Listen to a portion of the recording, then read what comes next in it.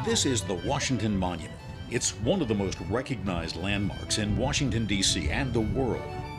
It's a fitting tribute to General George Washington, Commander-in-Chief of the Continental Army, who won American independence from Great Britain and then went on to become the country's first president from 1789 to 1797. His memorial took a long time in coming, almost 90 years after his death. Washington passed away on December 14, 1799, 2 years after completing his second term in office. He was 67 years old. 2 days before his death, he'd ridden his horse around his estate, Mount Vernon, in a cold rain. The next day, he told his wife Martha he was not feeling well. Doctors were summoned, and following the best medical practices of the day, he was bled 4 times to remove the bad humors from his blood. The best guess seems to be that he died from an infection that overwhelmed his throat and lungs. Minutes before Washington died, he asked his secretary to see that he would be promptly buried at Mount Vernon.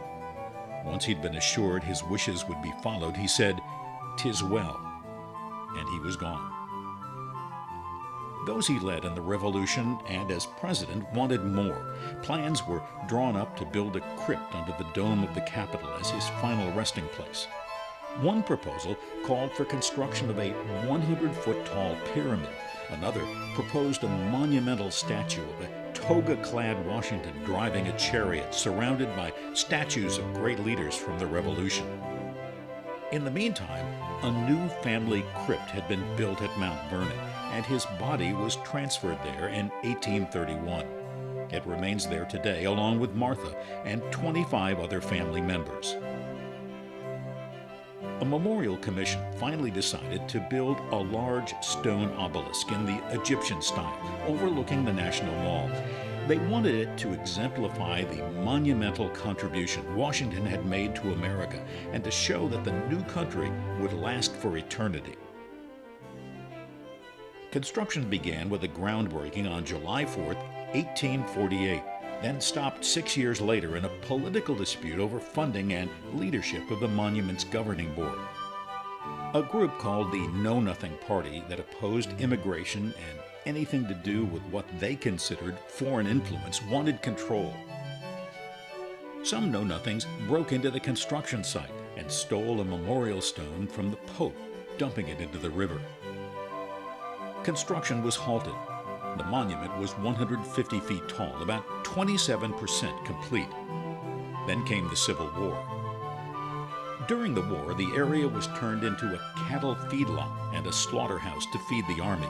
It got the nickname the Beef Depot Monument. In 1877, work resumed. By then, the Maryland quarry where the original granite had come from had closed. They tried stone from Massachusetts, but the quality and color didn't match, so they found another quarry in Maryland that was better, but not a perfect match.